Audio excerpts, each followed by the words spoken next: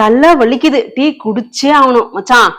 ரொம்ப டயர்டா இருக்குடா, வாடா டீ போட்டு வரலாம். சூப்பப்பா, இந்த ஒர்க்ல இருந்து ஒரு 10 நிமிஷம் எனக்கு ரிலீஃப் வேணும், நான் போய் டீ போட்டு வரேன் அப்படின்னு சொல்லிட்டு நீங்களும் டீக்கு அடிக்ட் ஆயிருக்கோங்களா? சோ இந்த டிப்ஸ் சொல்றேன், அதுக்கப்புறம் வந்து அடிக்ட் ஆகலாமா வேணாமாங்கிறத யோசிச்சுக்கோங்க. ஓகேவா? ஆக்சுவலா ஒரு டீயை குடிச்சோம் அப்படின்னாவே அப்பா அப்படி ஒரு பூஸ்டப்பான எனர்ஜி கிடைக்கும். ஈவன் ஏன் நான் கூட டீ டோட்டலர் தான். ஜஸ்ட் ஒரு டீ போட்டோம்னா தான் அடுத்த வேலையே நடக்கும் அப்படின்னு சொல்லி சுத்திட்டு இருக்கவங்க தான் நானும்.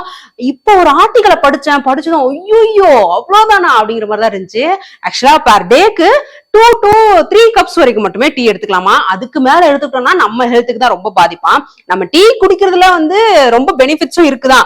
டைஜஷன் இருக்கு, பிளஸ் வந்து நம்மளோட ஸ்ட்ரெஸ் ரிலீஃப் பண்ணும். இதெல்லாம் இருந்தாலுமே இன்னொரு பக்கம் பார்த்தா எல்லாத்துலயுமே வந்து நெகட்டிவ் பாசிட்டிவ் இருக்கும் இல்லையா? சோ அதே மாதிரிதான் நம்ம குடிக்கிற டீலயுமே வந்துட்டு ஆன்டி ஆக்சிடென்ட்ஸ் நிறைய இருக்கிறதுனால நமக்கு ஹெல்ப்பும் பண்ணும், அதே சமயம் அஃபெக்டும் பண்ணும். சோ நீங்க வந்து டோட்டலா டீ அடிக்டரா இருந்தீங்க அப்படின்னா, தலைவலினா கண்டிப்பா டீ குடிச்சே ஆகணும், அப்பதான் சரியாகும் அப்படின்ட்டு இருந்தீங்கன்னா, இனி கொஞ்ச நாட்கள்ல கொஞ்சம் அதெல்லாம் சேஞ்ச் பண்ணிக்கோங்க.